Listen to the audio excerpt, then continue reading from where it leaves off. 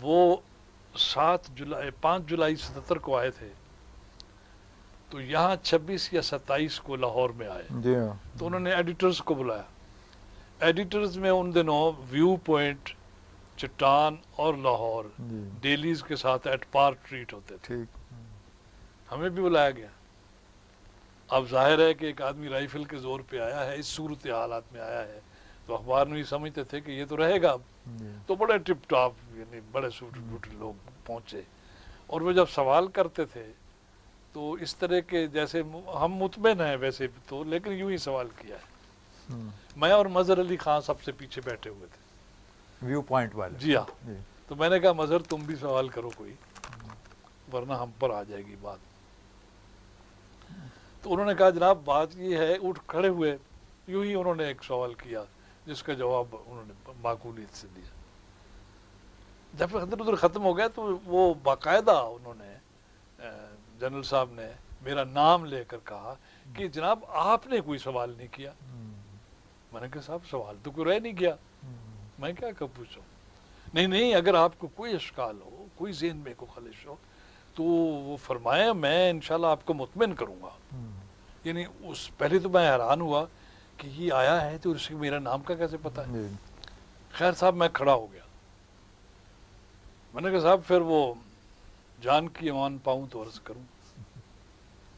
نہیں آپ فرمائیں. جی بالکل بالکل. میں نے کہا آپ نے 5 جولائی 77 کو جو تقریر فرمائی تھی اس میں ایک فکرہ تھا کہ میں مسلمان ہوں اور مجھے اپنے اسلام کے لیے کسی کے سرٹیفکیٹ کی ضرورت نہیں ہے. یہ آپ نے فرمایا تھا نا؟ ہاں میں نے کہا تھا. بھائی وہ رویداد خان ان دنوں انفارمیشن منسٹر تھے. رویداد خان ان کو وہ پیمفلٹ نہیں بھیجا، ہم نے تو پیمفلٹ بھی چھاپا. میں نے کہا صاحب وہ پیمفلٹ بھی مجھے ملا، تقریر بھی میں نے سنی تھی آپ کی. میں آپ کے منہ سے ذرا وہ کند مقرر کا لطف اور ہوتا ہے نا. کہہ لگے ہاں میں نے کہا تھا. میں نے کہا اس کے بعد 23 تاریخ کو کیہان انٹرنیشنل کو آپ نے ایک انٹرویو دیا، اس میں آپ نے فرمایا کہ مجھے پی این اے کے سرٹیفکیٹ کی بھی ضرورت نہیں ہے.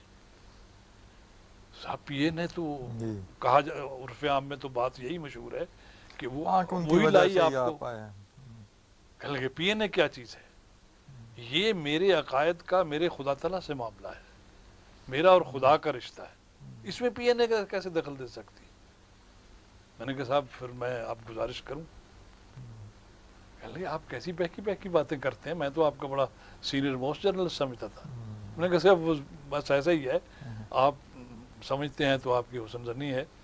میں گزارش کرنا چاہتا ہوں کہ مجھے آپ اپنے اسلام کے لیے آپ کے سرٹیفکیٹ کی کیوں ضرورت پڑتی ہے. وہ کھڑا ہو گیا شخص.